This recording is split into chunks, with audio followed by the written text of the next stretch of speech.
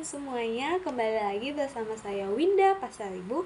Hari ini kita akan membahas sebuah soal kalkulus multivariabel, yaitu mengenai fungsi implisit, turunan parsial, pendekatan linear, dan integral lipat 2. Mari saksikan dan kita sama-sama belajar. Langsung saja kita masuk pada soalnya. Yang pertama diberikan permukaan S di L3 yang definisikan secara implisit oleh fungsi f dari x, y, dan z sama dengan E pangkat z ditambah z dikurang x kali y sama dengan 0.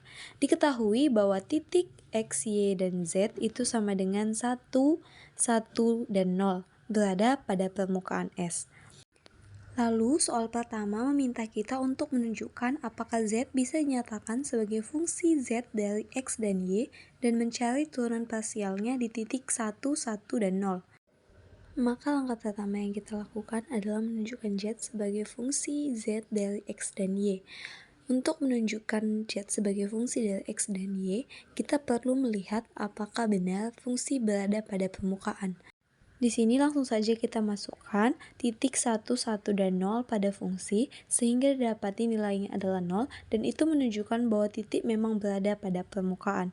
Lalu langkah selanjutnya kita hitung turunan parsial Z, yaitu dengan Fz sama dengan delta F delta Z sama dengan delta Z dikali E pangkat Z ditambah Z dikurang X kali Y. Itu akan sama dengan E pangkat Z tambah 1. Lalu kita substitusikan kembali titik 1, 1, dan 0 itu pada Fz, sehingga hasilnya adalah 2. Karena hasilnya adalah 2 yang tidak sama dengan 0, maka kita bisa simpulkan bahwa Z memang fungsi dari X dan Y di sekitar titik tersebut. Lalu langkah kedua yang kita lakukan adalah kita akan mencari turunan parsial implisit dari F terhadap X atau Fx dan dari F terhadap Y atau Fy.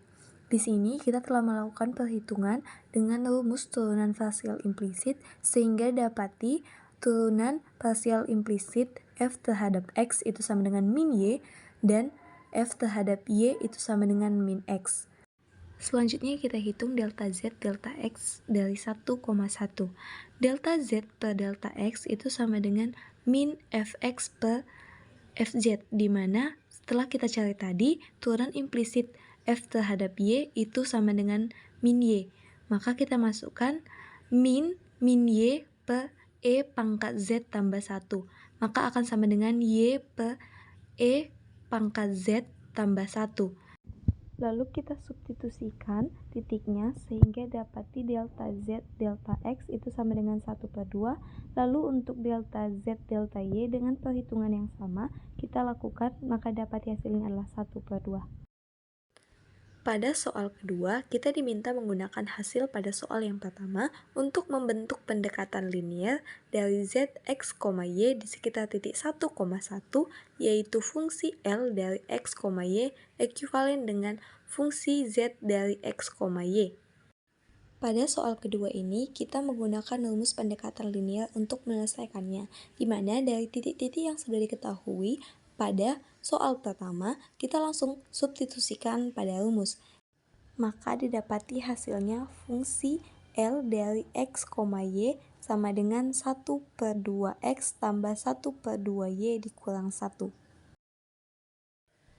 Pada soal ketiga ini, kita diminta untuk menggunakan pendekatan linear L dari X, Y untuk menghampiri nilai integral lipat 2 I sama dengan integral lipat 2 atas daerah L dari Z fungsi X, Y terhadap dA.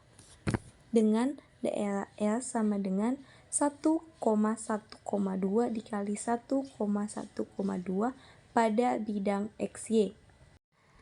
Langkah pertama yang kita lakukan adalah kita gunakan aproksimasi fungsi L sebagai pengganti fungsi Z. Jadi, I ekuivalen dengan integral lipat 2 atas daerah L dari L fungsi XY terhadap dA.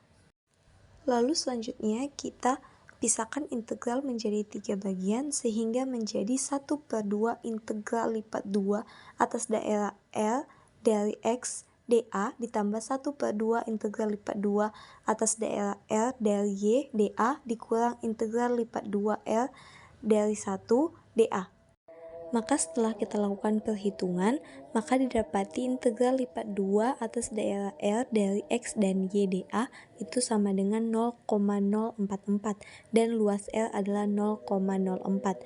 Maka kita masukkan nilainya ke dalam rumus sehingga didapati aproksimasi volume bersih antara permukaan dan bidang Z sama dengan 0 di atas L sekitar 0,004.